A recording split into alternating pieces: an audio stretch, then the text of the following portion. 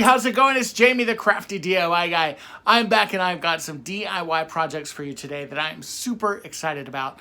All of these projects are definitely Valentine's Day themed, but because I am cutting it a little close to the wire here, some of these projects you can actually use all year long as well.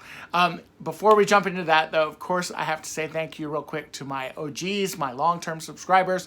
I really appreciate you guys. If you're not a subscriber, but you watch the channel on a regular basis, subscribe already. And then, of course, if you are brand new to the channel, maybe YouTube even recommended the video to you and you are seeing me for the first time, hello. And thank you, YouTube. I hope that you will consider becoming a subscriber and hanging out with me. I like to do all kinds of fun stuff. I like to do shopping hauls and unboxings and lots of shopping hauls. In fact, I'm going to a really cool store very, very soon that I'm excited about. And, you know, I do DIY projects and thrift flips and even some home renovations. And I work with Cricut and I do a lot of cool stuff, or at least I think it's pretty cool. And hopefully you'll think it's cool too. All right, let's get into the video because I ramble a lot too, and you'll get to know that about me too because I ramble just a lot and then I can talk and then it just... Right, everyone, and for our first project, we're going to use one of these Dollar Tree love signs. We're also going to use a wood heart and 2 wooden arrows from the Crafter Square section.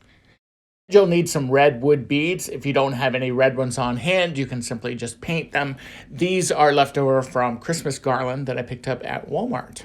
On either side of your love sign, you'll see these hoops that are used for hanging the sign on the wall. You can simply remove those. For your 2 arrows, go ahead and just split them in half. You can do this a couple different ways. You could use a box cutter and you could score the wood. I'm going to use my Dremel tool. You could also very easily get one of the saws that are in the hardware section at Dollar Tree. After you've split your arrows, you're going to go ahead and glue these on the back of your heart. Just kind of figure out how you want your placement to be. I started to put it here at a diagonal, and then I decided to change it up last minute and switch it more lengthwise, or is it horizontal, vertical? That way, across the heart. I then took my wood heart outside and gave it a nice coating of my Rust-Oleum hammered gold spray paint. I love this spray paint and I love the effect it gives on wood surfaces. While everything was drying outside, I started to string my beads on my wire, and then I'm going to take my wire and just simply start feeding it through the letters on the love sign. As you can see, I'm kind of starting off at each little section and then wrapping my wire around kind of the brackets, I guess they're called, of the love sign, and then working my way down until I've got all of the letters filled in. This is a little bit of a tedious project, but once you kind of get in the rhythm, it will actually go easier. You can flip it upside down, you can flip it backwards, you can flip it, multiple ways, whatever works best for you, and then you will have a love sign that kind of looks like this. And to carry on with my red bead theme, I am going to take a piece of twine and just add some red beads to it. And then I'm going to pull it really, really tightly until it is wrapped around and tied. I don't want any of the twine to show. I really just want the beads to show.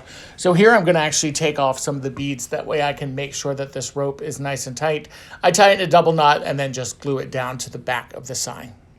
Then I'm going to go ahead and place my sign on the front. I kind of want it to line up with the beads that I just strung through the top of the heart there.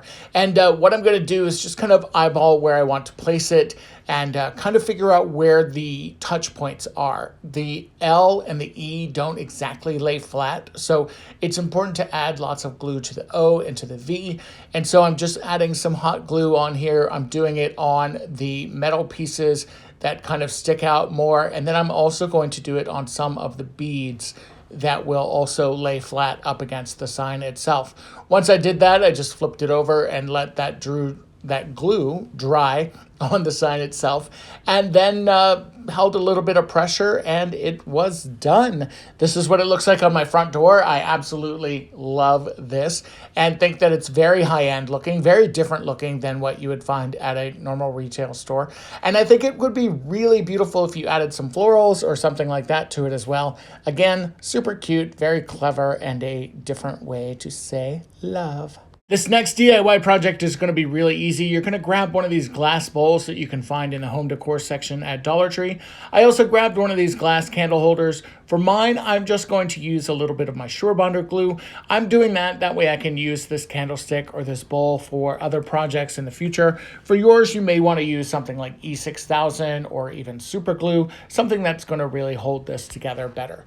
Once you've got that glued together and everything is nice and solid, then you are pretty much done. After that, you're simply going to add some of these Dollar Tree vase fillers and some water to your bowl. Now, trick about these vase fillers, they will float. They are going to also get very waterlogged because there are little tiny holes in them. So just give them a chance to settle, kind of help them along if you have to.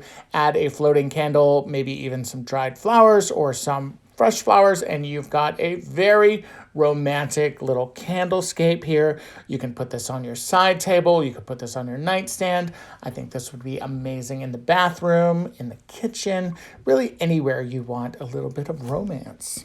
Now for my next project, you may have seen a teaser there. We're going to make a pair of love dice. I'm using some of these gold foil glitter stickers. I'm also using some of these felt stickers and a set of my dice from Dollar Tree. I grabbed some indoor-outdoor acrylic paint from Arteza. I found that this worked fine. It dried really nicely as well. I did do 2 coats on my dice. After that was all set, then I lined up my dice next to each other and I started placing my stickers. Now I'm going to be using some of the glitter stickers and then various colors of the pink and the red hearts and some of the different sizes. And essentially I'm going around the dice and making sure that I have the same stickers on each dice. That way everything is consistent and there is a possibility of getting a match. And when you're all done, you can roll the dice and see if you get a match. And I don't know, I think that these could be fun to use maybe in the bedroom perhaps. Or, definitely they would look cute on a tiered tray. You don't have to get all crazy with them. But again, something that's super simple and very fun and very easy to do. And for my next project, we're going to be using one of these very popular door hanger signs that you can get at Dollar Tree. For this one, I planned on using it for a different project and had it all taped together and then decided against that. So I'm just going to use my scrap. I also have these 2 pieces or these 4 pieces, it's 2 pieces per pack, of this chalkboard strips that you can get in the Crafter Square section now. So go ahead and separate your heart pieces, whether that means pulling off the tape like I'm doing or removing the ribbon until you have the 4 separate pieces. Then you're literally just going to take your chalkboard strips and each piece of your heart, trace it out on the chalkboard strip, and then just simply cut them out, peel the backing off, and stick it right to your pieces. This is very, very easy to do, and the adhesive on the back of this is actually really, really good. Then it's time to go ahead and add a ribbon treatment or a rope. My bow is going to be a little bit more rustic, I guess you'd say, so I'm going to use twine in between my pieces. You could very easily do ribbon. This process, I think, is pretty much the same. I just flip the pieces over. The reason why I use the plain cardboard backing, by the way, is because it's smoother. Those hearts on that one side are kind of glittery, and I just didn't want to deal with sanding it down, to be honest. So I'm lining up my pieces. I'm using a wood jingle block in the middle of each piece. That way it gives me the proper spacing.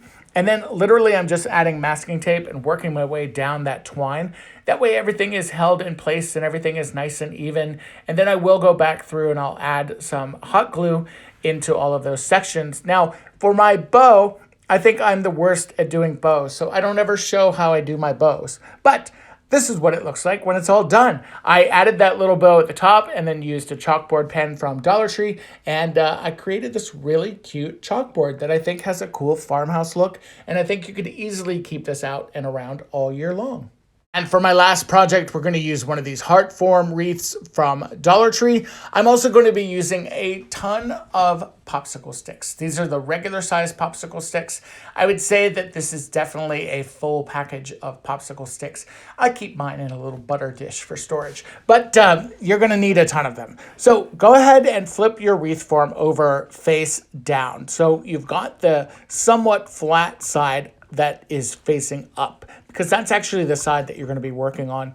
Now I'm just going to take my popsicle sticks and I'm literally going to start gluing them all around the frame of the heart. Now, this one proved to be a little bit of a challenge because it has very angular edges in some ways, and then it has very kind of rounded edges in other ways. So for this one, all I'm going to do is just start working my way in the bottom. I'm going to start with that popsicle stick directly down in the bottom and get that nice and centered. And then I'm going to start working my way left to right. These, if I were to redo this, I probably would maybe start angling these a little quicker, but I think it worked out really, really well, and I kind of love the effect it gives after it's stained. This is definitely one of those projects that I almost scrapped before I finished it, but I'm so glad that I moved forward with it. So as I was saying, you're just going to keep working your popsicle sticks all the way around the heart, and then when you get to those rounded edges, that's where you're going to pause a little bit. So then I went to the top of the heart and started in the center there and almost kind of mimicked what I was doing with the lower part of the heart. And then as I got to the corners or to the rounded parts of the heart, then I started to fan out my popsicle sticks kind of like so, and doing a little bit of overlapping. And I think if I were to redo this, I would probably start the fanning out at the bottom of the heart. But again, I'm super happy with the way this looks, especially once it's all stained. And it gives it just a really cool rustic look. So once I get to that area and I've got everything kind of fanned out, then I'm doubling up where I need to until the popsicle sticks join each other and you've got a completed popsicle stick heart that kind of looks like this. And then I took my favorite product, which is Folk Arts Antiquing Wax, and literally just painted on a fairly heavy amount of antiquing wax directly on the popsicle sticks. I didn't really worry right now about any of the coverage because this is supposed to look rustic. This is supposed to look kind of worn out, if you will. And I am just kind of painting this on really, really quickly. And then I will go back in with a little bit more of my antiquing wax and just kind of get into some of those cracks and crevices. Then I take a brush and or a clean cloth rather, and just start wiping it and blending the antiquing wax until I had something that looked like this. And then I had this tube ribbon stuff that was left over from the fall. It kind of looks like burlap, but it kind of ties like a ribbon. I don't know, it's kind of cool. And I am taking it and just kind of going end to end here with some even amounts. And then when I get my bow, if you will, what I think is going to be a good size for the bow, then I'm just going to simply tie it off in the middle and use that as my bow. I love this stuff and plan to buy it in every single color since I don't really like making a lot of bows. I added this to the top center of my wreath form, and then I am adding in some greenery. These are some boxwood pieces from Dollar Tree, and then I did go ahead and add in some small little white flowers in there just to give it a little bit of color. Again, love this so much and think it turned out really, really nicely.